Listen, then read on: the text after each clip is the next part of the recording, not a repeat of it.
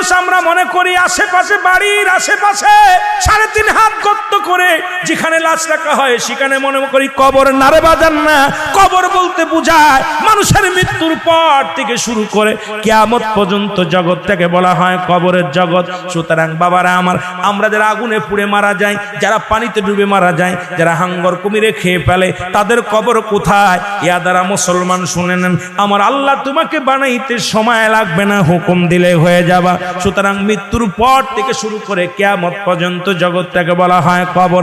এই কবরে যেদিন শোয়া দিবে, 1 নম্বরে আসবে একজন ফেরেশতা, তার নাম হলো নোমান ফেরেশতা।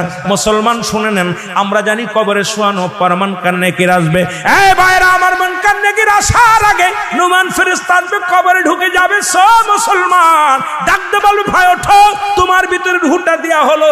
আজরাইল আলাইহিস সালাম রূহটা বাইর করেছে, আমার আল্লাহ তোমাকে জানটা দিয়েছিল, এটা কবজ করেছে। এখন আমি তোমার দুজন কেরামন কাতিবিন, দুপাশে দুজন ফেরেশতা ছিল, তারা তোমার আমলনামাটা লিখে রাখছে, ভালো মন্দ সব লিখে রাখছে।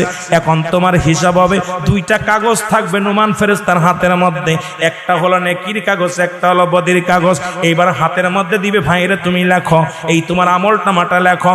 বলবে আমি লিখবো কেমনে, আমার কাছে তো কোনো কলম নাই। ডাকতে বলে, বান্দারে তোমার কলম হলো ডান হাতের শাহাদাত আঙ্গুল মোবারক। এই মুসলমান এই আঙ্গুলটার বড় দাম।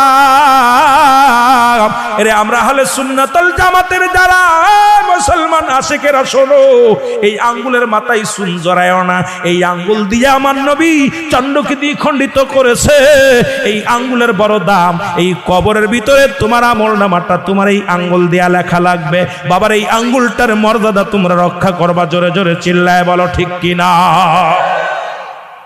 এবার ফেরেশতা ডাকতে, নোমান ফেরেশতা ডাকতে বলো, এ বান্দা, এই ডান হাতের শাহাদাত আঙ্গুল মোবারক হলো তোমার কলম। বান্দা বলবে, আমি কলম পাইলাম, কালি তো নাই। বলবে, কালি তোমার মুখের থুতু মুবারক। জোরে বল আল্লাহু আকবার। এই মুখের থুতু মুবারক তোমার কালি। আমি আপনাদের 2টি পায়া ধরে বলে যাই, এই মুখ দিয়ে গাজায় টান দিস না, এই মুখ দিয়ে মদে টান দিস না, এই মুখ দিয়ে বিড়ি সিগারেট খাস না, এই মুখ দিয়ে কাউকে গালি দিস না। এই মুখটারে পবিত্র রাখ। মায়ের গর্ভে যখন ছিলাম, মায়ের নাভির সঙ্গে তোমার নাভিটা জুড়াইয়া দিছে, কারণ এই মুখ দিয়ে আমার নবীর দুরূদ পড়বা, এই মুখ দিয়ে কোরআন পড়বা, এই মুখ দিয়ে আল্লাহর জিকির করবা। এই মুখটা দিয়া কেমনে তুমি গাজার মধ্যে টান দাও, এই মুখটা দিয়ে কেমনে বিড়ির মধ্যে টান দাও, এই মুখ